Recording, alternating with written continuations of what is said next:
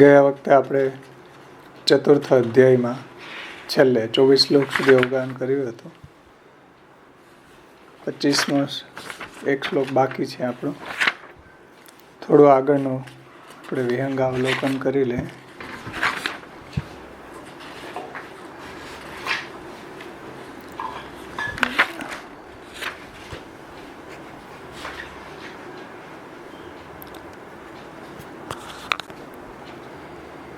એમાં આપણે 12 થી 17 શ્લોકમાં નમન જોયું સુખદેવજીએ.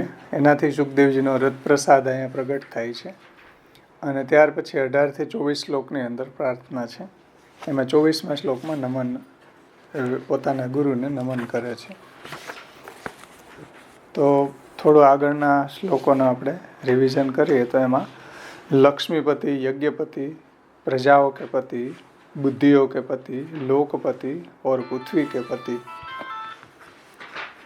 तथा जो अंधक, वृष्णि और सात्वत यादवों के पति एवं भगवत भक्तों के पति भगवान श्री कृष्ण मुझ ऊपर कृपा करे.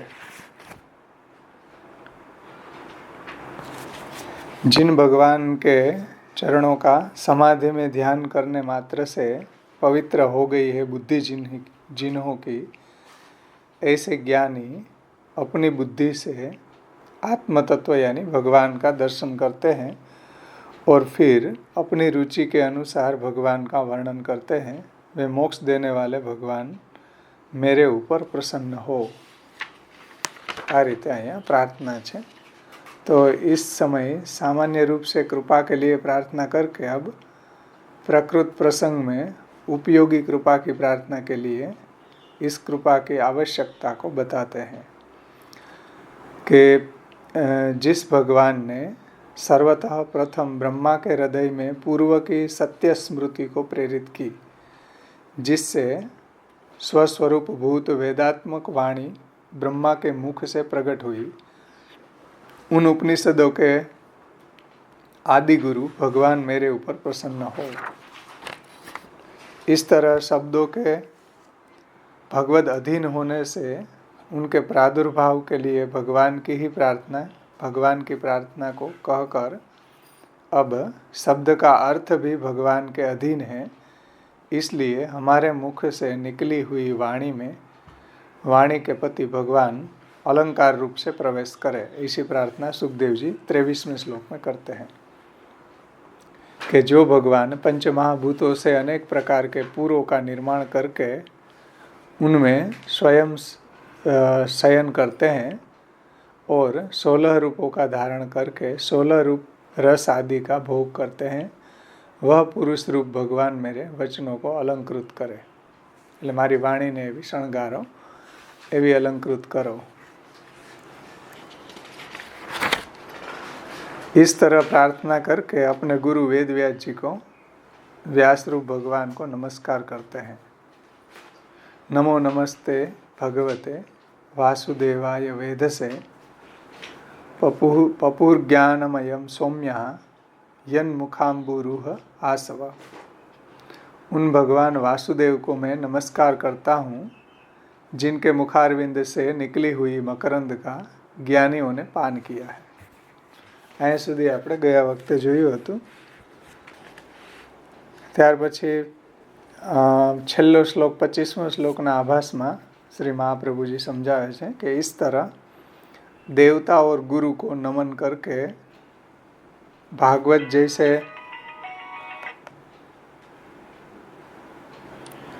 इस तरह देवता और गुरु को नमस्कार करके भागवत जैसे महाप्रबंध से उसका निरूपण करने के लिए पूर्व प्रश्न का उत्तर देते हैं. આમાં ગુજરાતી નાનુલાલભાઈ ઉથાનિકા એ રીતે સમજાય, આ ભાષાર્થ એ રીતે સમજાવ્યો છે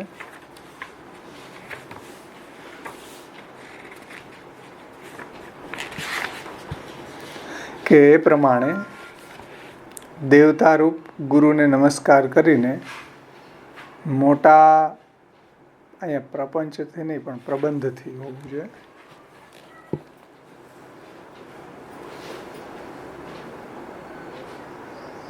एवं देवता गुरु नमस्कार कृत्वा महता प्रबंधेन तन्निरूपितु पूर्व प्रश्ने उत्तरमाह.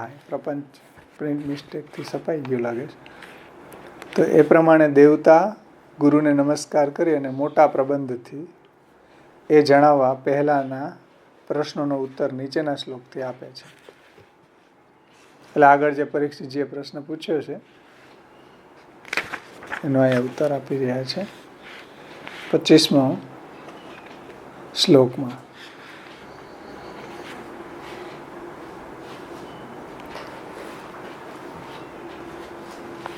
પહેલો પ્રશ્ન કે ઈશ્વર ન હોય તેનાથી ચિંતન થઈ ન શકે એવું આ વિશ્વ ભગવાન પોતાની માયાથી કેવી રીતના રચે છે, શક્તિવાળા એ કેવી રીતના એનું રક્ષણ કરે છે, પાછું કેવી રીતના એનો લય કરે છે, એ ફરી પણ જાણવા ઈચ્છું છું.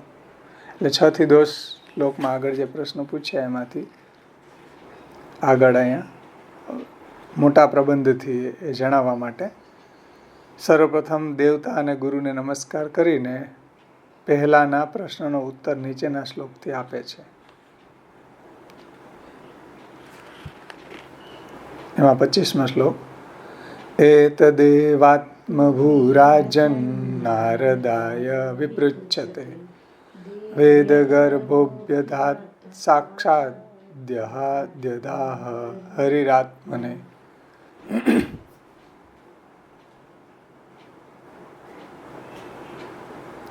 एतदेवात्मभूराजन नारदाय विपृच्छते वेदगर्भोभ्यधात साक्षात દ્યદાહ હરિરાત્મને. હે રાજન, હરિએ જે પોતાને સાક્ષાત કહેલું તે આ સ્વયંભૂ વેદગર્ભ પૂછનાર નારદને સાક્ષાત કહેલું. એટલે હરિએ જે પોતાને સાક્ષાત કહેલું તે એટલે વેદવ્યાજીએ જે અહીંયા સુખદેવજીને કહ્યું છે એ પહેલાં સ્વયંભૂ વેદગર્ભએ પૂછ્યું. એટલે બ્રહ્માજીએ ભગવાનને પૂછ્યું, ભગવાને બ્રહ્માજીને કીધું છે અને બ્રહ્માજીએ પછી નારદજીને કહ્યું છે.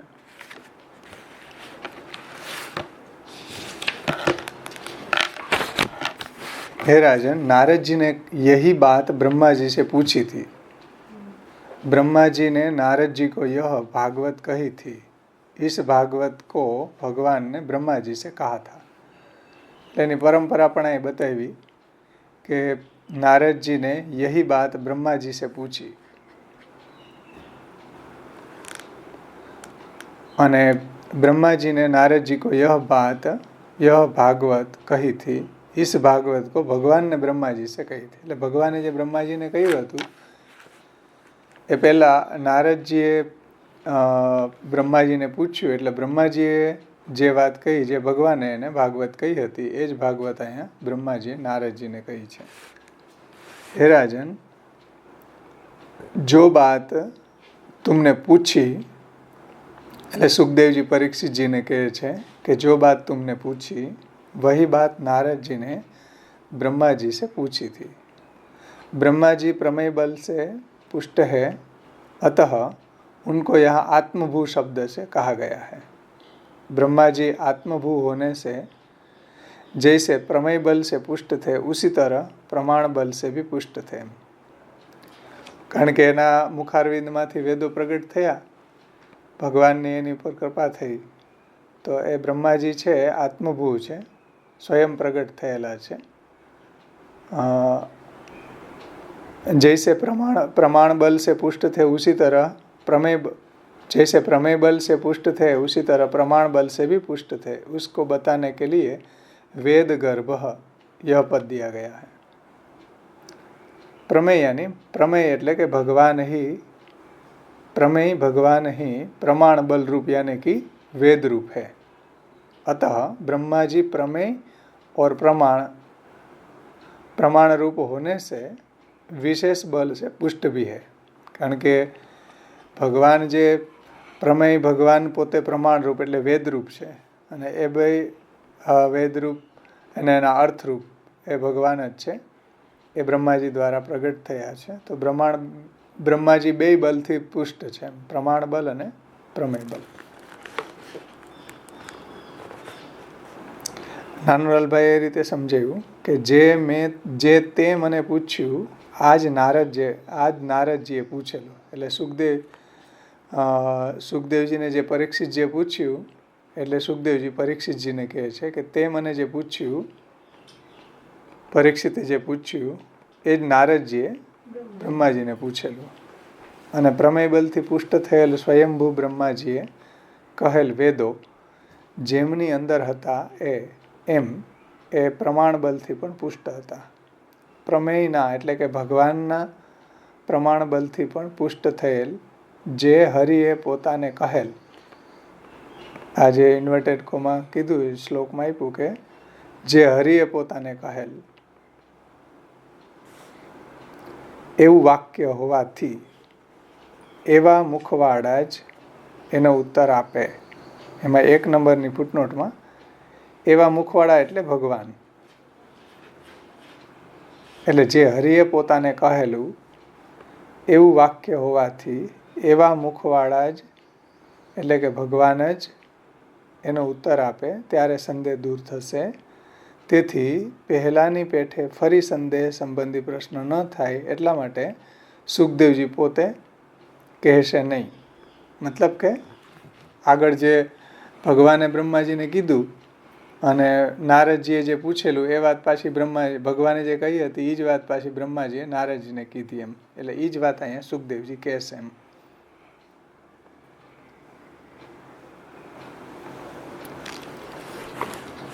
ભગવાન જ ઉત્તર આપશે.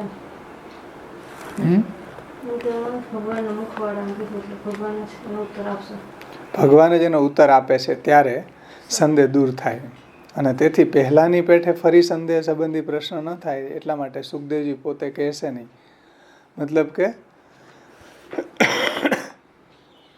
જે ભગવાને બ્રહ્માજીને કીધું છે અને બ્રહ્માજીને જે નારદજીએ પૂછ્યું અને કીધું એ જ વાત અહીંયા કહેશે.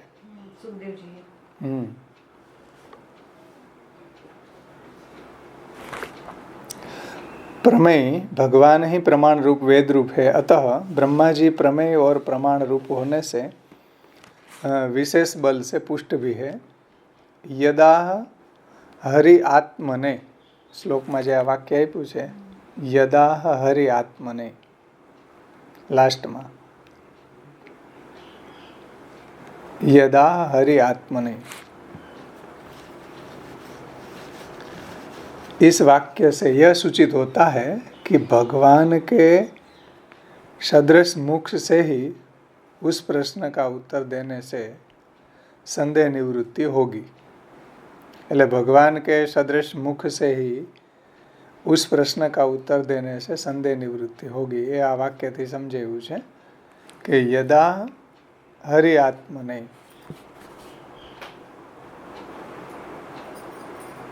આ વાક્યથી એ વાત સૂચિત થઈ છે કે ભગવાન પોતે જેનો આન્સર આપે, ભગવાને જે વાત કહી હોય એનાથી જ આ બધા સંશયોના દૂર થઈ શકે એમ. તો ભગવાન के सदृश मुख से ही उस प्रश्न का उत्तर देने से संदेह निवृत्ति होगी. इसलिए अब तुम्हें पूर्व की तरह कोई संदेह ही नहीं होगा.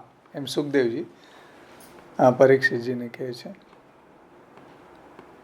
इसलिए अब तुम्हें पूर्व की तरह कोई संदेह ही नहीं होगा, जिससे कोई प्रश्न ही नहीं होगा. अर्थात इसका निरूपण में स्वतः नहीं कर रहा हूँ.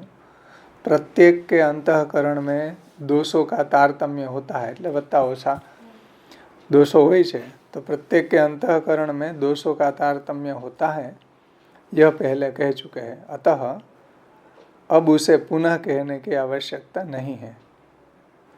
यानी साक्षात पद का संबंध हरि भगवान और वेद गर्भ यानी कि ब्रह्मा दोनों के साथ है. એટલે આજે સાક્ષાત યદાહ હરિરાત્મને એની આગળ આવ્યું હતું વેદ ગર્ભો.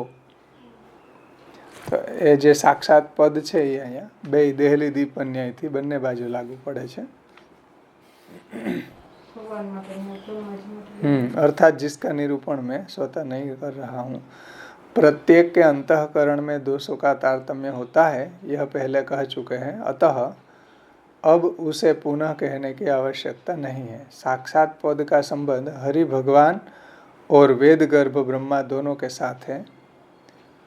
आत्मने का अर्थ है ब्रह्मा, ब्रह्मा ब्रह्मा के लिए, यानी ब्रह्मा जी को साक्षात भगवान ने ही भागवत कही। अन्यथा यदि परंपरा होती तो इसमें वक्ता के दोष भी मिल जाते। એટલે જેનું અંતઃકરણ જેવું હોય એ પ્રમાણે પાછા એમાં દોષ આવે ને, એટલે આમાં કાંઈ દોષ નથી. તો પરંપરા છે ભગવાનથી ડાયરેક્ટ બ્રહ્માજી પાસે બ્રહ્માજીને કીધી એમ. બીજી જો પરંપરામાં આવી હોત તો વક્તાના થોડા એમાં પોતાના દોષ પણ ભળે, પણ અહીંયા એવું નથી એમ.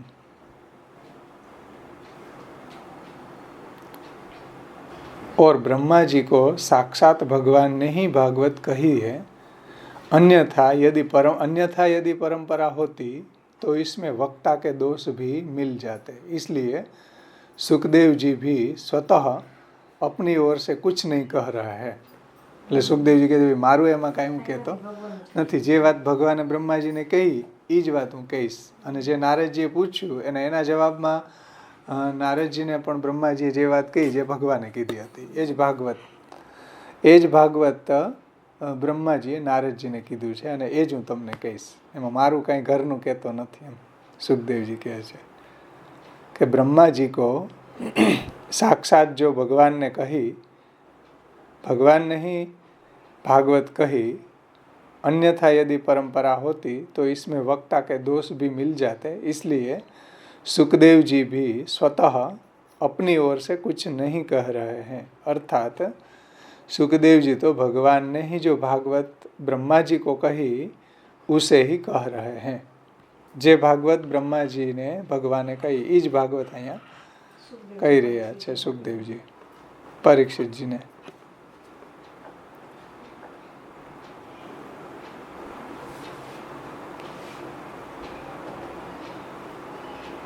પછી प्रार्थना और ज्ञान के कारण सुखदेव जी में किसी प्रकार का दोष भी नहीं है.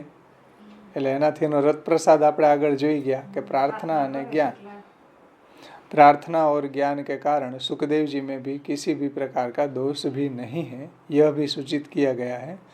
यदि दोष होता तो भगवान की प्रार्थना न करते. जो कहीं दोष हो तो પછી भगवान ने प्रार्थना न करते. और यदि किसी तरह प्रार्थना भी कर देते तो भी ज्ञान तो होता ही नहीं. तो मानो कि चलो कोई एंगल थी प्रार्थना ही कर दिए खाली ऊपर थी तो એને જ્ઞાન ન હોત. પણ અહીંયા તો એમ કીધું ને प्रार्थना और ज्ञान के कारण सुखदेव जी में किसी भी प्रकार का दोष नहीं है. यदि दोष होता तो वो प्रार्थना ही नहीं करता. અને यदि वो किसी भी तरह मानो के प्रार्थना कर भी देते तो भी ज्ञान तो होता ही नहीं. અહીંયા તો એને જ્ઞાન ही છે. इस तरह ब्रह्मा जी की उक्ति और भगवान की उक्ति के कथन से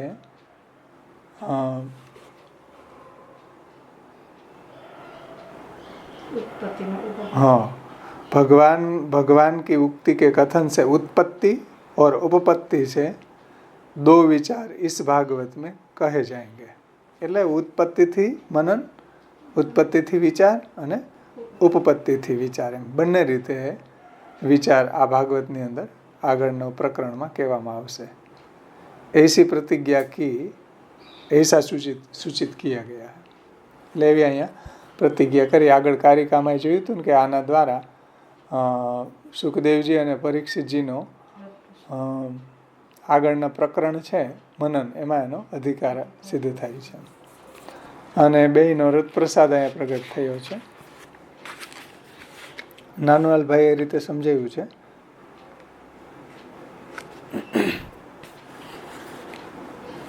સાધનોના દોષ ઓછા વધતા હોવાથી પહેલા જ કહેલું હોવાથી અહીં પુનરુક્તિ નથી. એમાં 2 નંબર કે કરણી એટલે કે સાધનના દોષ ફરી કહેતા નથી. એટલે એકને એક વાત છે એ બીજી વખત કહેવાય એને પુનરુક્તિ દોષ કહેવાય, પણ એવું અહીંયા નથી. સાક્ષાત જે પદ આપ્યું છે શ્લોકમાં, સાક્ષાત યદાહ હરિરાત્મને, એમાં સાક્ષાત એ શબ્દ બંને તરફનું વિશેષણ છે. બંને તરફનું એટલે શું? તો 3 નંબરની ફૂટમાં બંને ક્રિયાપદોનું, જે આપણે હિન્દીમાં જોયું કે આ બાજુ વેદગર્ભ અને આ બાજુ હરિરાત્મને. આત્માને પોતાને એટલે કે બ્રહ્માને માટે આ વાક્યથી સાક્ષાત શબ્દ યોજવાનું પ્રયોજન કહ્યું છે કે બ્રહ્માને પોતાને માટે પરંપરાથી કહેવામાં તો વક્તાના દોષ વચ્ચે આવી જાય, તેથી જ પોતે કહેવાનું પણ બંધ રાખેલું છે. મતલબ સુખદેવજીએ અહીંયા પોતાનું નથી કીધું, પણ બ્રહ્માજીને જે ભગવાને કહ્યું એ વાત કહી છે. દોષ ન હોય, દોષ ન હોવાનું પણ પ્રાર્થના અને જ્ઞાનથી સૂચવેલું છે. એમાં 5 નંબરમાં કે જો દોષ થવા ના હોય તો ભગવાનની પ્રાર્થના ન કરો, અને પ્રાર્થના જેવી તેવી કરી હોય તો જ્ઞાન ન થાય, જે હમણાં આપણે હિન્દીમાં જોયું ને. આથી એટલે ભગવાનના અને બ્રહ્માના વચ્ચેનો સંબંધી ભગવાનના અને બ્રહ્માજીના વચનો સંબંધી કહેલ હોવાથી એમ સૂચવેલું છે કે ઉત્પત્તિ અને ઉપપત્તિ એની તર્કથી 2 વિચાર કહેવાની પ્રતિજ્ઞા કરી છે. એટલે ઉત્પત્તિથી અને ઉપપત્તિથી, જે આગળનું પ્રકરણ છે મનન, એ રીતે કહેશે એમ. કારણ કે એમાં આખું સૂક્ષ્મ ભાગવત કીધું છે નારદજીએ ને બ્રહ્માજીએ. નારદજીએ પ્રશ્ન કર્યા છે અને બ્રહ્માજી એના જવાબમાં એ ભાગવત કહ્યું છે.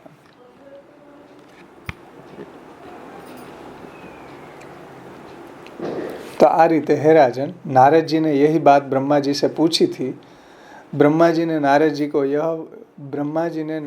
को यह भागवत कही थी, इसलिए इस भागवत को भगवान ने ब्रह्मा जी से कही थी. એટલે જે વાત છે એ ભગવાનને બ્રહ્માજીને ભગવાને કહ્યું હતું એ જ વાત નારદજીએ પ્રશ્ન પૂછતા બ્રહ્માજી એ જ વાત નારદજીને કહી છે. એ જ વાત અહીંયા સુખદેવજી કહે છે, સુખદેવજી કહેવાના છે. इति श्रीमद् भागवत महापुराण द्वितीय स्कंद की अखंड भूमंडलाचार्य श्रीमद् वल्लभाचार्य चरण विरचित श्री सुबोधिनी जी संस्कृत टीका के वक्ता के रत प्रसाद प्रकरण का 4th अध्याय का हिंदी अनुवाद सहित संपूर्ण हुआ. અહીંયા પ્રકરણ રત પ્રસાદનું સંપન્ન થયું. ભાગવતાર્થ નિબંધ અને પુરુષોત્તમ સહસ્ત્રનામમાં પણ આપણે આ વાતને જોઈ જોઈએ. શ્રી મહાપ્રભુજીએ ભાગવતાર્થ નિબંધમાં આનો પ્રકરણાર્થ અને અધ્યાર્થ જે રીતે સમજાવ્યો એને આપણે ફરી એક વખત વિહંગાવલોકન કરી લઈએ તો આપણને દ્રઢ થાય. એમાં 3જા પ્રકરણનો અર્થ એમાં આગળ સુબોધનીજીમાં જ આપ્યો હશે. ભાગવતાર્થ નિબંધમાં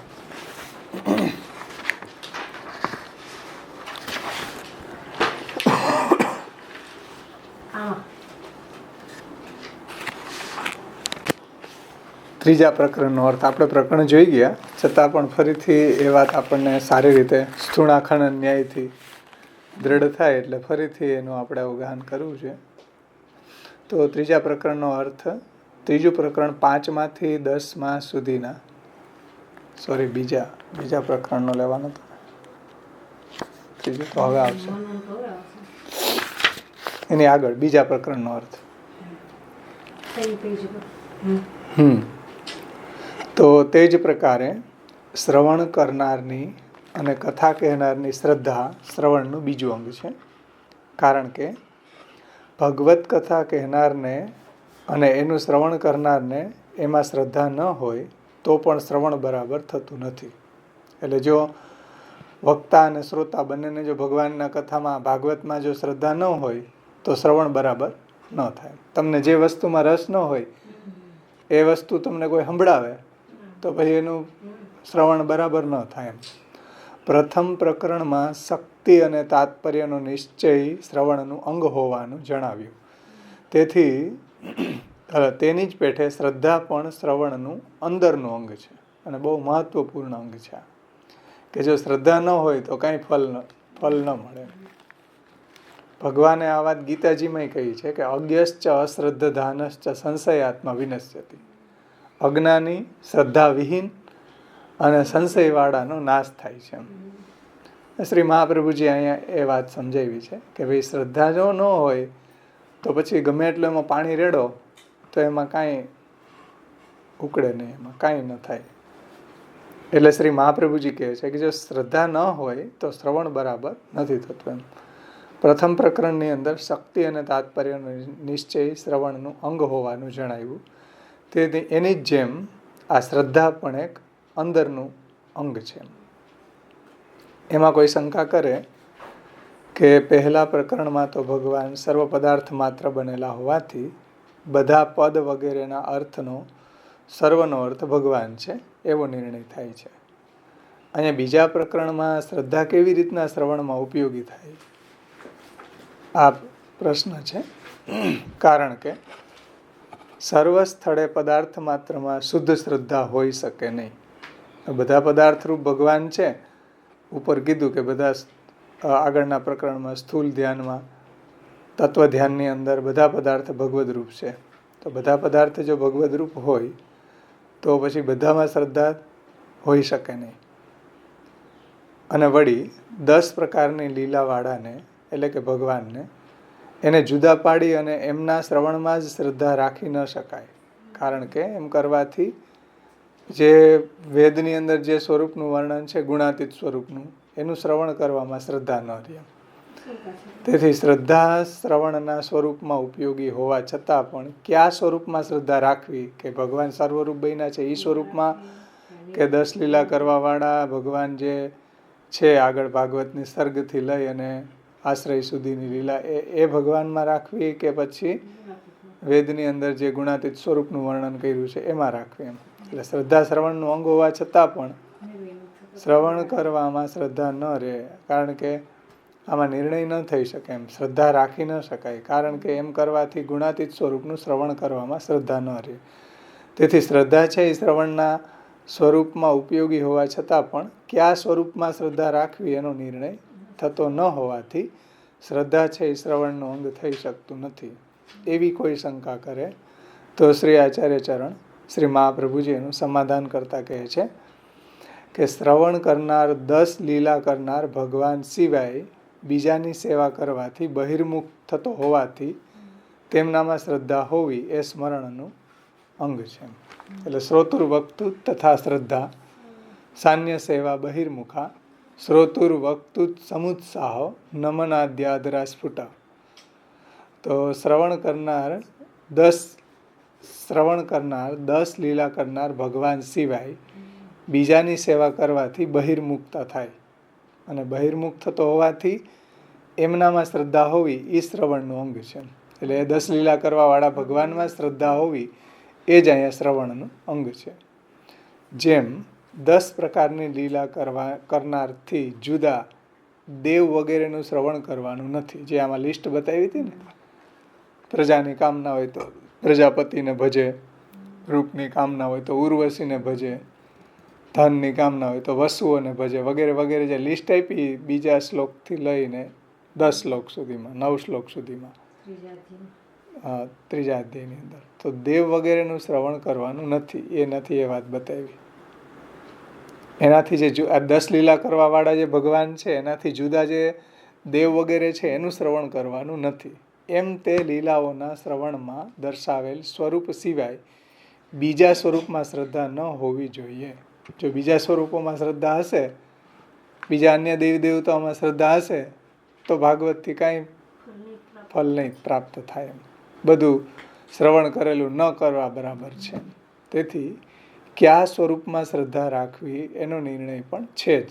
એટલે તમે ઉપર શંકા કરી હતી ને કે ભાઈ બધું ભગવદ રૂપ છે તો બધામાં કેમ શ્રદ્ધા રહી શકે. બીજું 10 લીલા કરવાવાળામાં શ્રદ્ધા રાખીએ તો પછી ગુણાતીત સ્વરૂપનું જે શ્રવણ કરવાનું છે એમાં શ્રદ્ધા ન રહે તો શ્રદ્ધા કેવી રીતના શેમાં રાખવી? તો કે ભાઈ 10 લીલા કરવાવાળા હરિમાં શ્રદ્ધા રાખવી જોઈએ અને અન્ય દેવી દેવતાઓ કે અન્યમાં શ્રદ્ધા ન રાખવી જોઈએ. તેમ તે લીલાઓના શ્રવણમાં દર્શાવેલ સ્વરૂપ સિવાય, તે લીલા એટલે 10 લીલા કરવાવાળા જે ભગવાન છે એમાં જે ભગવાનના સ્વરૂપનું વર્ણન છે એમાં શ્રદ્ધા રાખવી જોઈએ. અને તે લીલાઓના વર્ણનમાં દર્શાવેલ સ્વરૂપ સિવાય બીજા સ્વરૂપમાં શ્રદ્ધા ન હોવી જોઈએ. તેથી કયા સ્વરૂપમાં શ્રદ્ધા રાખવી એનો નિર્ણય પણ છે જ. એટલે ઉપર જે શંકા હતી એનું સમાધાન અહીંયા થઈ જાય છે. અને તે સ્વરૂપથી જુદા બ્રહ્માજી વગેરે દેવોનું તે માટે જ આ શ્રદ્ધાના પ્રકરણમાં નિરૂપણ કરેલું છે. શા માટે? કે એમાં શ્રદ્ધા ન રાખવી.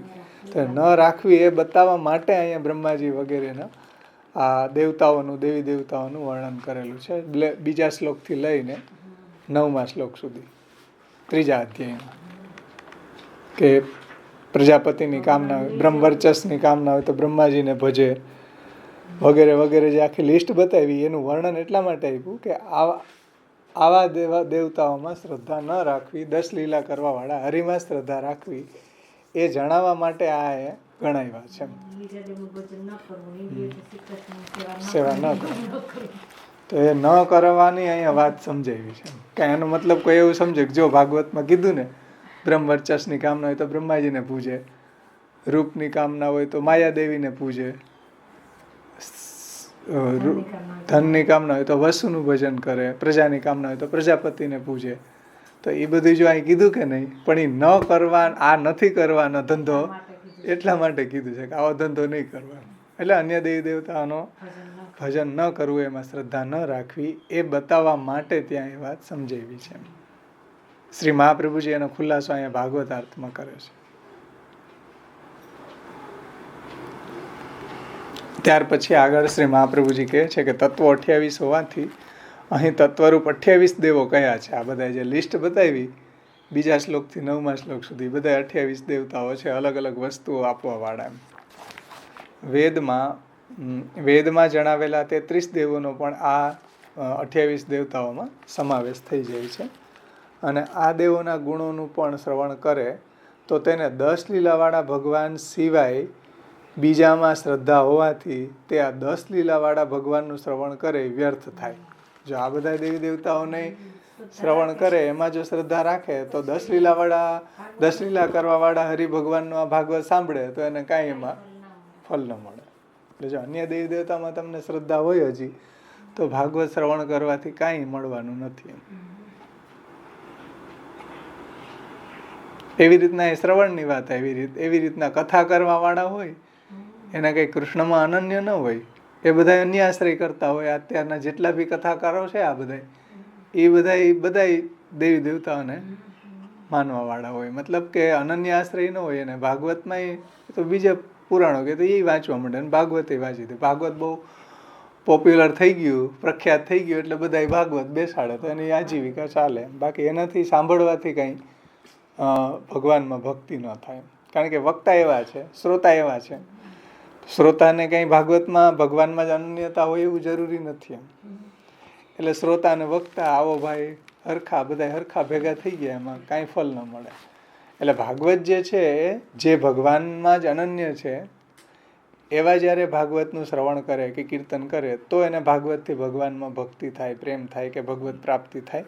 પણ જો અન્ય દેવી દેવતાઓમાં હજી શ્રદ્ધા હોય તો આ 10 લીલા કરવાવાળા હરિ ભગવાનનું આ જે ભાગવત છે, કથા છે, એના શ્રવણ કરવાથી કાંઈ ફલ ન મળે. એમ શ્રી મહાપ્રભુજી અહીં કહે છે કે 10 લીલાવાળા ભગવાન સિવાય હજી જો બીજામાં શ્રદ્ધા હોય તો એ 10 લીલાવાળા ભગવાનનું શ્રવણ કરે એ વ્યર્થ થાય. તેથી શ્રવણ કરનારને 10 લીલાવાળા ભગવાનના જ શ્રવણમાં શ્રદ્ધા હોવી જોઈએ.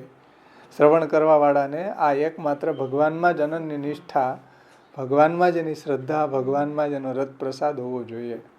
એટલે તો આટલી ભાગવત કથાયું થાય પણ કોઈનામાં છાંટોય આવતો કેમ નથી? કારણ કે વક્તા એવા ને શ્રોતા એવા.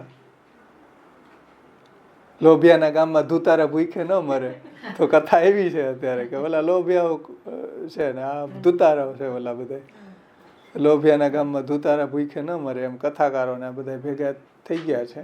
તો એવી કથા સાંભળવાથી કોઈ ભગવાનની અંદર પ્રેમ ન થાય.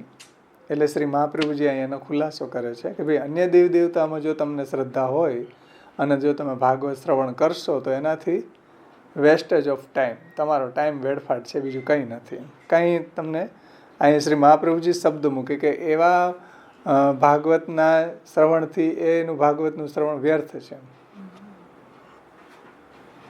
જો હજી તમને 10 લીલાવાળા ભગવાન સિવાય બીજામાં હજી જો શ્રદ્ધા હોય તો 10 લીલાવાળા ભગવાનનું શ્રવણ કરે એ બધું વ્યર્થ થાય. તેથી શ્રવણ કરનારને 10 લીલાવાળા ભગવાનના જ શ્રવણમાં શ્રદ્ધા હોવી જોઈએ. વક્તાની શ્રદ્ધા એટલે સુખદેવજીની શ્રદ્ધા. હા, એમાં શ્રવણ કરવા વાળા હતા. હવે વક્તા તો કે વક્તા સુખદેવજી, વક્તાની શ્રદ્ધા તો અધ્યાય 4માં આપણે જોઈ ગયા. 12મા શ્લોકથી લઈને 23મા શ્લોક સુધીના તે ભગવાનને નમન કરે છે અને પ્રાર્થના વગેરે કરે છે. એનાથી એને હરત પ્રસાદ પ્રગટ થાય છે અને એમના પ્રતિ આદર દર્શાવી અને પોતાને કથા કહેવાનો ઉત્સાહ પ્રગટ કરે છે. એ ઉપરથી એની શ્રદ્ધા, એનો રત પ્રસાદ સ્પષ્ટ જણાય છે, એમ સમજાય છે. તો આ રીતે આખો આ પ્રકરણનું તાત્પર્ય શ્રી મહાપ્રભુજીએ સમજાવી દીધું. ત્યાર પછી આ બે જે અધ્યાયો આપણે જોયો, 3જા અધ્યાયનું તો આપણે જોઈ લીધું હતું કે બીજા દેવોનું ભજન ન કરવું અને ઇન્દ્રિયોથી શ્રી કૃષ્ણની સેવા ન કરવી, એવું ન કરવું.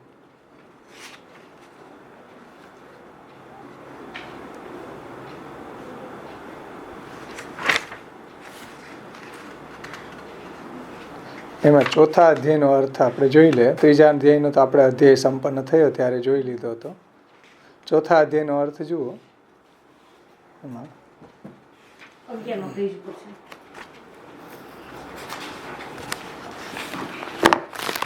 4થા અધ્યાયનો અર્થ, 4થો અધ્યાય આપણે અવગાહન કરી ગયા. 3જા અધ્યાયમાં સૌનકના ઉત્સાહનું નિરૂપણ કરીને 4થા અધ્યાયની અંદર આરંભમાં પરીક્ષિતજીના ઉત્સાહનું નિરૂપણ કરે છે અને પરીક્ષિતજીની મમતાનો નાશ થયો છે એમ પહેલાં જણાવીને ભગવાનનું ભજન, શ્રવણ વગેરે કરવામાં તેમને ઉત્સાહ જણાવેલો છે. કે રથપ્રસાદનું પ્રકરણ છે તો એનો પણ ઉત્સાહ છે, શ્રોતાનો પણ ઉત્સાહ છે. પરીક્ષિતજી સુખદેવજીને પ્રશ્ન કરે છે, જે આપણે જોઈ ગયા 6 થી 10 શ્લોકમાં. તે પહેલા આ અધ્યાયમાં પ્રથમ 4 શ્લોકથી સુખદેવજી પરીક્ષિતજીના ઉત્સાહનું નિરૂપણ કરે છે. આગળ આપણે જોયું હતું ને, હા, 4 શ્લોકથી એનો ઉત્સાહ જોયો હતો. એ વાત શ્રી મહાપ્રભુજીએ એની કારિકામાં આપણને સમજાવી દીધું હતું.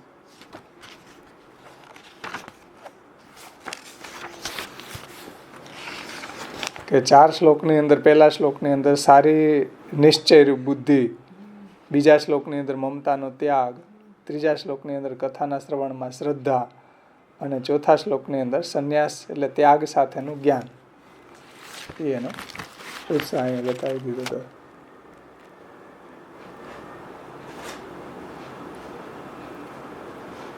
પરીક્ષિતજી સુખદેવજીને પ્રશ્ન કરે છે તે પહેલા આ અધ્યાયના પ્રથમ 4 શ્લોકોથી સુખદેવજી પરીક્ષિતજીના ઉત્સાહનું નિરૂપણ કરે છે. એમાં શ્લોક 2 થી એની મમતાનો નાશ થયાનું કહેલું છે. આ મમતાનો નાશ સામાન્ય રીતે શ્રવણમાં શ્રદ્ધા જણાવનારો છે. કારણ કે જો મમતા હોય હજી આપણને બીજા વિષયોમાં, તો એટલી બધી શ્રદ્ધા શ્રવણમાં નથી એમ સમજવું છે. કારણ કે મમતાનો નાશ છે એ સામાન્ય રીતે શ્રદ્ધામાં, શ્રવણની અંદર શ્રવણમાં શ્રદ્ધા જણાવનારો છે. જો હજી મમતા હોય કોઈને કોઈ વિષયોમાં, તો એટલે એને શ્રવણમાં શ્રદ્ધા નથી, એટલી ઉણપ છે એવું અહીંયા નક્કી થઈ શકે, એમ એવું કહી શકાય. એવું શ્રી મહાપ્રભુજી કહે છે. એટલે અહીં પરીક્ષિતજીની મમતાનો ત્યાગ બતાવ્યો છે. એ જ બતાવવા માટે, એ સમજાવવા માટે કે એને ભગવાનના આ ગુણો સાંભળવામાં શ્રદ્ધા છે, ભાગવત સાંભળવામાં શ્રદ્ધા છે. જો મમતા હજી હોય તો એને શ્રવણમાં શ્રદ્ધા ન થઈ, અને મમતાનો નાશ થયો એ અહીંયા શ્રવણમાં શ્રદ્ધાનું અંગ છે. મમતાનો નાશ છે એ સામાન્ય રીતે શ્રવણમાં, ભાગવત શ્રવણમાં શ્રદ્ધા જણાવનારું છે.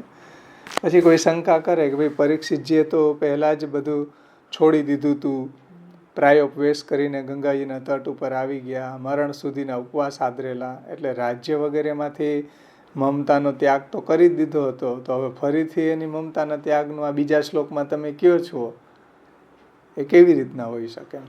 આવી શંકાના સમાધાનમાં શ્રી આચાર્ય ચરણો કહે છે કે તો જાણો કે વિષયનો ત્યાગ કરેલો હોય છતાંય મનની અંદર હજી ઘૂસેલો હોય, ત્યાં સુધી તો એ ભલે ફિઝિકલી બહારથી ત્યાગ કર્યો હોય પણ મનમાં તો પાછા વિચાર એના જ આવતા હોય.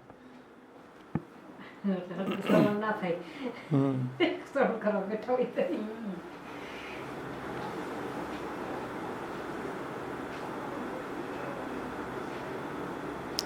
તો જાણવું કે વિષયનો ત્યાગ કરેલો હોય છતાંય એ મનની અંદર રહેલો હોય, મનની અંદર રહેલો હોય છે. બહારથી એને ફિઝિકલી ત્યાગ કરી દઈએ આપણે, પણ અંદર ઘૂસી ગયો હોય છે. અને જ્ઞાન પ્રાપ્ત થવાથી જે દૂર થાય. એટલે પ્રભુનું એવું મહાત્મ્ય જ્ઞાન આપણે શ્રવણ કરીએ તો આપણી મમતાનો અંદર જે વાસના છે, વિષયોમાં રહેલી મમતા છે, એ બધી દૂર થાય. એ ભગવાનના મહાત્મ્યથી લોકેશના, વિતેશના, બાહ્ય વિષય સુકેશના હોય એ બધી અંદર જે ઘૂસેલી છે એ ભગવાનના મહાત્મ્ય જ્ઞાન પ્રાપ્ત થવાથી દૂર થાય છે. હરિ ભગવાન સર્વ થયેલા છે અથવા તો ભગવાન હરિ જ ભજન કરવા યોગ્ય છે એવું જ્ઞાન હવે એને થયું, હા, પરીક્ષિતજીને. તેથી મનમાં સદા વધતી જતી મમતાનો એણે ત્યાગ કરી દીધો. કે આ વાત એને સમજાણી કે ભજન કરવા ભગવાન જ સર્વ થયેલા છે. જો આ રહસ્ય સમજે છે કે ભાઈ ભગવાન જ બધું થયા હોય તો બીજા ક્ષુદ્ર વિષયોમાં મમતા રાખીને શું છે? કે બધાય રૂપ નામ વિભેદેને જગત ક્રીડતે યોય હતા. ભગવાન જ બધા રૂપ નામ લઈને ક્રીડા કરે. તો એવું પ્રભુનું જો મહાત્મ્ય સમજાય તો ક્ષુદ્ર વિષયોમાંથી આપણી મમતા દૂર થઈ જાય છે. એટલે એને આ વાત સમજાણી સ્થૂલ ધ્યાનમાં કે હરિ ભગવાન સર્વ કાંઈ થયેલા છે અથવા તો ભગવાન હરિ જ ભજન કરવા યોગ્ય છે. સૂક્ષ્મ ધ્યાનમાં આગળ પેલો બીજો અધ્યાય.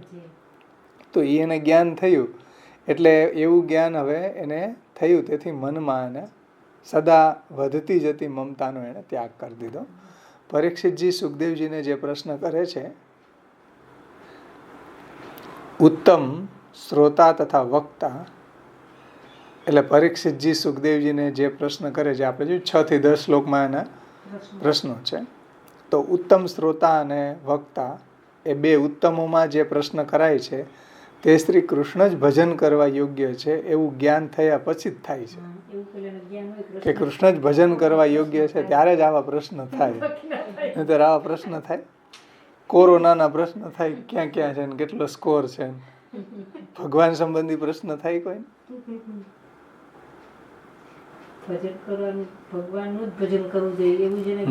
શ્રી કૃષ્ણ જ ભજન કરવા યોગ્ય છે એવું જ્ઞાન થયા પછી જ આવા પ્રશ્ન થાય. એટલે પરીક્ષિતજીને રાજ્ય વગેરે વિષયમાં મમતાનો ત્યાગ કરીને પ્રશ્ન કરેલો હોવાથી શ્લોક 6 થી 10 તેનો શ્રવણ કરવાનો ઉત્સાહ જણાવનારા છે. એના જે પ્રશ્નો છે એનાથી એનો રથ પ્રસાદ, એનો શ્રવણ કરવાનો ઉત્સાહ પ્રગટ થાય છે. અને પહેલા વક્તા સૂતને માત્ર ભાગવતનું શ્રવણ કરેલું હોવાથી માત્ર જ્ઞાન હતું. એટલે આ જે વક્તા છે એ તો ઉત્તમ છે, સુખદેવજી અને પરીક્ષિતજી. પણ પહેલા વક્તા જે સૂત અને સૌનક હતા, એમાં પહેલા વક્તા જે સૂતજી છે એને માત્ર શ્રી ભાગવતનું શ્રવણ વગેરે કરેલું હોવાથી માત્ર જ્ઞાન હતું. બીજા વક્તા શુકને ત્યાગ સાથેનું જ્ઞાન હતું. તેથી સુખદેવજી પોતાના અધિકાર પ્રમાણે નમન તથા આદર અને પ્રાર્થનાના વચનોથી ઉત્તર આપે છે. એટલે જે પરીક્ષિતજીના પ્રશ્ન હતા 6 થી 10 શ્લોકમાં, એ અહીંયા નમન અને પ્રાર્થનામાં જ એના ઉત્તર પણ આપી દીધા હતા. શ્લોક 12 થી 17 સુખદેવજી નમન કર્યું અને શ્લોક 18 થી 24 પ્રાર્થના, એમાં છેલ્લા 24 શ્લોકમાં ગુરુને વંદન હતું. તો નમન અને પ્રાર્થનાથી સુખદેવજીને કીર્તન કરવાનો ઉત્સાહ પણ સિદ્ધ થાય છે. નમનાદ્યાદરા સ્ફુટ, જે આપણે શ્લોકમાં જોયું હતું, શ્રોતુર્વક્તુ તથા શ્રદ્ધા સાન્ય સેવા બહિર્મુખા, શ્રોતુર્વક્તુ તથા શ્રદ્ધા શ્રોતુર્વક્તુ સમુત્સાહો નમનાદ્યાદરા સ્ફુટ. એટલે આજે નમન અને આદરથી એનો રથ પ્રસાદ પ્રગટ થાય છે સુખદેવજીનો. શ્લોક 12 થી 17 શ્લોકમાં નમન અને શ્લોક 18 થી 24 પ્રાર્થના. આ નમન અને પ્રાર્થનાથી સુખદેવજીનો કીર્તન કરવાનો ઉત્સાહ પણ સિદ્ધ થાય છે.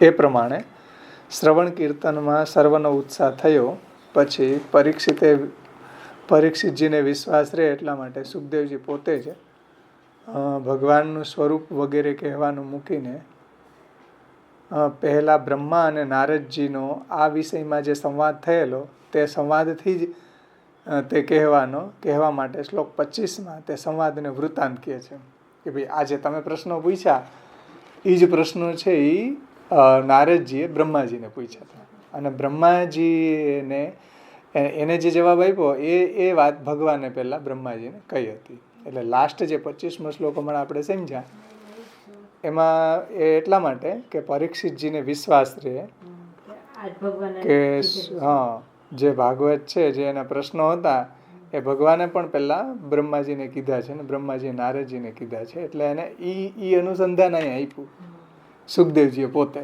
કે તમે જેવા પ્રશ્ન પૂછ્યા એવા જ પ્રશ્નો છે નારદજીએ બ્રહ્માજીને પૂછ્યા હતા અને બ્રહ્માજીને એ જવાબ છે એ ભગવાને આપ્યા હતા. એટલે સુખદેવજી અહીં કહે છે, શ્રી મહાપ્રભુજી એને સમજાવે છે કે એ પ્રમાણે શ્રવણ કીર્તનમાં સર્વનો ઉત્સાહ થયો. એટલે શ્રોતા વક્તા બેયનો એમ વાસુત અને સૌનકનો અહીંયા સુખદેવજી અને પરીક્ષિતજીનો. અને પરીક્ષિતજીને વિશ્વાસ રહે એટલા માટે સુખદેવજી પોતે જ ભાગવતનું સ્વરૂપ વગેરે કહેવાનું મૂકીને, એટલે પોતે ભાગવતનું સ્વરૂપ નહીં કહેતા, પહેલા બ્રહ્મા અને નારદજીનો આ વિષયમાં સંવાદ થયો હતો કે ભાઈ તમે જે પ્રશ્ન પૂછ્યા એવા જ નારદજીએ બ્રહ્માજીને પૂછ્યા. તો એ સંવાદથી જ આ ભાગવત કહેવા માટે શ્લોક 25માં એ સંવાદનું વૃત્તાંત કીધું છે. હમણાં આપણે જોઈ ગયું મહાપ્રભુજી અહીંયા સ્પષ્ટ કહ્યું કે હે રાજન,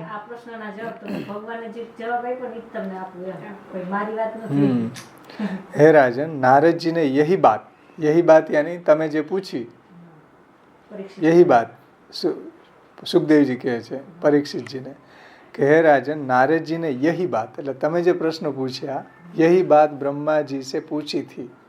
આ જ વાત પેલા નારદજીએ બ્રહ્માજીને પૂછી थी અને ब्रह्मा ने नारद जी को यह भागवत कही थी.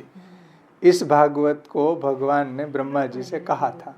એ જ હું તમને કહું છું. એટલે સુખદેવજી પોતે સ્ટાર્ટ કરવાનું અહીં કીધું કે એને મૂકીને ઓલો સંવાદ કીધો નારદજી અને બ્રહ્માજીનો.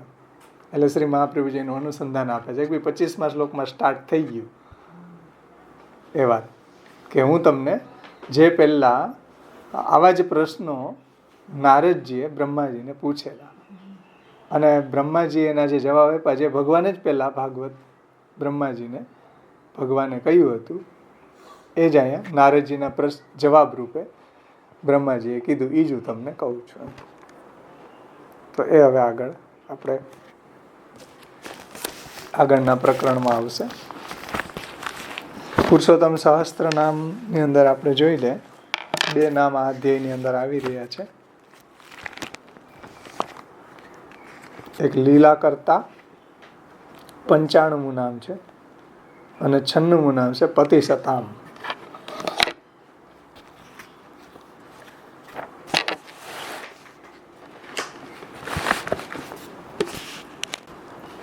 એમાં શ્રી રઘુનાથજી એનો અર્થ સમજાવે છે. લીલા કરતા 95મું નામ છે. લીલા નો અર્થ કર્યો છે માયા. લીલાનો અર્થ કર્યો માયાની પ્રેરણા કરનારા. લીલાનો અર્થ અહીંયા અલગ લીધો. શ્રી રઘુનાથજી એને સમજાવ્યું છે કે ભગવાને ટીકામાં સમજાવ્યું છે, ભગવાને પોતાની આત્મશક્તિરૂપ માયા વડે જ જગતની પ્રેરણા કરી છે. જગતને રચના પ્રેરણા કરી છે, તેને રચ્યું છે. એટલે એવી માયાને ભગવાને પોતાની જે સર્વભવન સામર્થ્ય રૂપા માયા છે એ ભગવાને પોતાની આત્મશક્તિરૂપ માયા વડે જ જગતની પ્રેરણા કરી છે, એટલે કે એને રચ્યું છે. માટે માયાની આત્મશક્તિને પ્રેરણા કરનાર આપ જ ભગવાન જ છે. એટલે લીલા કરતા એટલે લીલા એટલે માયા, કરતા એટલે એને પ્રેરણા કરનાર. એટલે એવી જે ભગવાનની શક્તિ છે સર્વભવન સામર્થ્ય રૂપા, એના દ્વારા પ્રભુ આ રીતે જગતને રચે છે. તો માટે માયાની આત્મશક્તિને પ્રેરણા કરનાર આપ જ છે. શ્રી ભાગવતના આ સ્કંદમાં ઉપદેશે છે કે ભૂય એવા વત્સામી ભગવાન આત્મમાયા યથેદમ સૃજતે વિશ્વમિતિ. એ આ ચોથા અધ્યાયનો શ્લોક, છઠ્ઠો શ્લોક છે. બીજો સ્કંદ ચોથો અધ્યાયનો જે હમણાં આપણે અવગાહન કર્યું એમાંનો છઠ્ઠો શ્લોક છે કે ભગવાન પોતાની માયારૂપી આત્મશક્તિએ જેવી રીતના વિશ્વને સર્જે છે તેનો હું ફરીથી એને વિવેક કરું છું અને જાણવા ઈચ્છું છું. છઠ્ઠો શ્લોક જે આમાં આપ્યો કે ભગવાન પોતાની માયા વડે અનીશ્વરના મનમાં ન આવી શકે, એટલે જે સામર્થ્યવાળા નથી એટલે ઈશ્વર નથી એવા અનીશ્વર એવા જે સામાન્ય લોકો છે એના મનમાં પણ ન આવી શકે એવું આ જગત સી રીતે ઉત્પન્ન કરે છે, સી રીતે એની રક્ષા કરે છે અને કઈ રીતે એનો સંહાર કરે છે એ હું ફરીથી જાણવા ઈચ્છું છું. એટલે ભગવાન પોતાની માયા વડે, એ ભગવાન સર્વભવન સામર્થ્ય રૂપા જે માયા છે એનાથી પ્રભુ કઈ રીતે આ જગત પ્રગટ કરે છે. તો ત્યાંથી લઈને આ જે પરીક્ષિતજીના પ્રશ્ન છે એ સંદર્ભમાં નામ છે 6-10 અને એના જવાબ લેવા હોય તો 19 શ્લોક સુધીમાં જે સુખદેવજીએ નમન કર્યું અને આદર એનાથી એના જવાબ પણ આવી જાય છે. એટલે બે લઈ લેવા જોઈએ, 6ઠ્ઠા શ્લોકથી લઈને 19 શ્લોક સુધી. આમ તો 24 શ્લોક સુધી, કારણ કે ત્યાં સુધીમાં એના જવાબ એ આવી ગયા છે કે ભગવાન પોતાની આ માયારૂપી આત્મમાયા વડે કઈ રીતે આ જગતને રચે છે. તો એ જે પ્રશ્નો છે 6-10માં એના જવાબ સુખદેવજીએ જે આગળ આપ્યા છે 11 શ્લોકથી લઈને નમન કર્યું હતું અને ત્યાર પછી ભગવાનને પ્રાર્થના હતી. તો એ બધામાં આના જવાબ આવી જાય છે. એમ જણાવીને પ્રભુ જ પોતાની માયા શક્તિને પ્રેરી અને સૃષ્ટિ આદિની રચના કરે છે એવી લીલા કરનાર આપ શ્રી કૃષ્ણ જ છે. આ બધી જવાબમાં પરીક્ષિતજીને સુખદેવજીએ સમજાવ્યું. તો આ રીતે લીલા કરતા, લીલા એટલે માયાને પ્રેરણા કરનારા ભગવાન એમ. જે ભગવાન પોતાની સર્વભવન સામર્થ્ય રૂપા માયા છે એને ભગવાન એ રીતે પ્રેરણા કરે છે અને એના દ્વારા જગતને રચે છે, એની સ્થિતિ કરે છે, એનો લય કરે છે વગેરે. તો એવો જે પ્રશ્ન અહીંયા 6ઠ્ઠા શ્લોકની અંદર કરેલો છે, એ સિવાય પણ બીજા પ્રશ્નો કરેલા છે. બધા એના જવાબ સુખદેવજી આગળ 11માંથી લઈને 24 શ્લોક સુધીમાં આપ્યા, 23 સુધીમાં. ત્યાર પછીનું નામ છે પતિ સતામ. તો સત્પુરુષોનું, સતામ યાની સત્પુરુષોનું, અને પતિ એટલે એનું પાલન કરવાવાળા. સત્પુરુષોનું એટલે ભક્તોનું પાલન કરવાવાળા ભગવાન, ભક્તોના રક્ષક ભગવાન, એમ શ્રી મહાપ્રભુજી અહીંયા સમજાવે છે. 96મું નામ છે. એમાં ટીકામાં શ્રી રઘુનાથજી સમજાવે છે કે સજ્જન ભક્તોના પતિ અને કે સ્વામી છે. એટલે કેના સ્વામી છે? તો કે જે ભક્તો છે, જે સજ્જનો છે એના સ્વામી છે. બધાના સ્વામી નથી. ભગવાન છે સત્પુરુષોના, ભગવાન ભક્તોના સ્વામી છે, ભક્તોના પતિ છે, ભક્તોના રક્ષક છે. આપ જ એમનું રક્ષણ કરે છે. તેમજ દરેક સદવસ્તુના પણ પાલન કરનાર આ પ્રભુ જ છે. એટલે જેટલી બી સદવસ્તુ છે એ બધાના પણ પાલક ભગવાન પોતે જ છે. તેથી જ આ સ્કંદના 4th અધ્યાયમાં પ્રસિદ્ધતા મેં ભગવાન સતામ પતિ, આ 20મો શ્લોક છે. પ્રસિદ્ધતા મેં ભગવાન સતામ પતિ, એ 20મા શ્લોકમાં ભગવાન સુખદેવજી કહે છે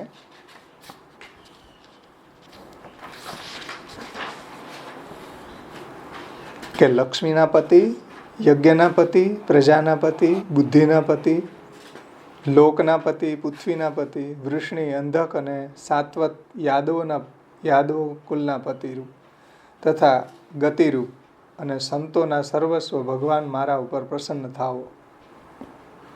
એવું જે અહીંયા કીધું છે એ એંગલથી અહીંયા નામ શ્રી મહાપ્રભુજી આ સમજાવ્યું છે પતિ સતામ, કે સત્પુરુષો ભક્તોના પાલક છે, પતિ છે.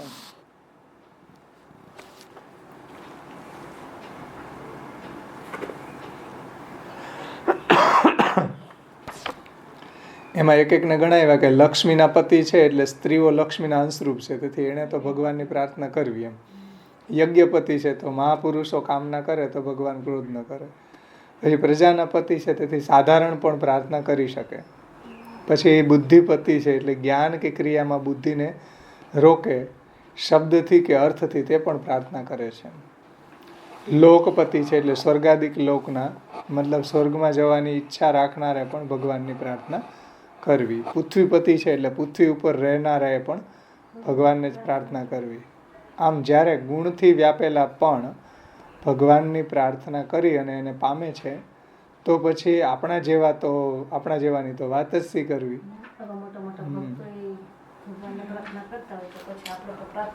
માટે માને પ્રસન્ન થાવો એમ સુખદેવજી કહે છે. પતિરૂપ હોવાથી ફલરૂપ અને ગતિરૂપ હોવાથી, ગતિરૂપ કહેવાથી એ પોતે સાધનરૂપ છે. એટલે સાધનરૂપ એ છે, ફલરૂપ પણ એ જ છે. એટલે પતિ સતામ. એટલે આ 20 લઈએ તો આપણે 24 કે 23 શ્લોક સુધીમાં 20, 21, 22, 23 આ જ વાત સમજાવી છે કે ભગવાન છે એ સત્પુરુષોના પતિ છે. 21મા શ્લોકમાં પણ કીધું છે કે જેના ચરણના ધ્યાનરૂપી સમાધિથી બુદ્ધિ શુદ્ધ થતા લોક આત્માના સ્વરૂપને જાણે છે, વિદ્વાન પુરુષો જેના તત્વને યથારુચિ કહે છે, તે મુકુંદ ભગવાન મારા ઉપર પ્રસન્ન થાવો. એ રીતે 22મા શ્લોકમાં પણ કીધું કે સૃષ્ટિના આરંભમાં પ્રભુએ બ્રહ્માજીના હૃદયમાં સૃષ્ટિ સામર્થ્યના સ્મરણરૂપ પવિત્ર સરસ્વતીની પ્રેરણા કરી. એથી બ્રહ્માજીના મુખમાંથી ભગવત સ્વરૂપ લક્ષણવાળી સરસ્વતી નીકળી અને ઋષિમાં શ્રેષ્ઠ એ ભગવાન એ ઋષિઓમાં શ્રેષ્ઠ એવા ભગવાન મારી ઉપર પ્રસન્ન થાવો. અને જે ભગવાન 5 મહાભૂતોમાંથી આ શરીરો ઉત્પન્ન કરે છે અને વળી એમાં રહીને 5 મહાભૂતો અને 11 ઇન્દ્રિયો રૂપ થઈને એમના રસને ભોગવે છે, તે ભગવાન મારી વાણીને ગુણોથી અલંકૃત કરી દો. આ બધા આમાં એક શ્લોક રઘુનાથજીએ ટાંક્યો છે 20મો. એ રીતે આગળના પણ આપણે એમાં 23 શ્લોક સુધી લઈ શકીએ એમ. તો સજ્જન ભક્તોના પતિ એટલે કે સ્વામી છે, આપ જ એમના રક્ષણ કરે છે અને તેમ દરેક સદવસ્તુના પણ આ પાલન કરનારા છે. જે આ બધાને ગણાવ્યા ને, લક્ષ્મીપતિની, યજ્ઞપતિની, પ્રજાપતિની, બુદ્ધિપતિ, લોકપતિ, એ બધાનું પાલન તો આપ જ કરે છે. તેથી જ આ સ્કંદના ચતુર્થ અધ્યાયમાં પ્રસિદ્ધતામ મેં ભગવાન સતામ પતિ, સત્પુરુષો ભક્તોના પતિ એવા ભગવાન શ્રી કૃષ્ણ મારી ઉપર પ્રસન્ન થાવ. એમાં સત્પુરુષોના પતિ ભગવાન છે એવું સ્પષ્ટ કથન અહીંયા કર્યું છે. એટલે ભગવાન કેવા છે? પતિ સતામ, સત્પુરુષોના પતિ છે, રક્ષક છે. પતિ એટલે ઓલા પતિ પત્ની એ એંગલથી નહીં. અહીંયા પતિનો મતલબ રક્ષક, સ્વામી, એમ પાલક, આશ્રય સ્થાન, જે આપણે બોલીએ કૃષ્ણ એવા ગતિર્મમ, એમ એ એંગલથી. તો અહીંયા આપણું આ શ્રી મહાપ્રભુજીની કૃપાથી રથપ્રસાદ પ્રકરણ અહીંયા સંપન્ન થાય છે.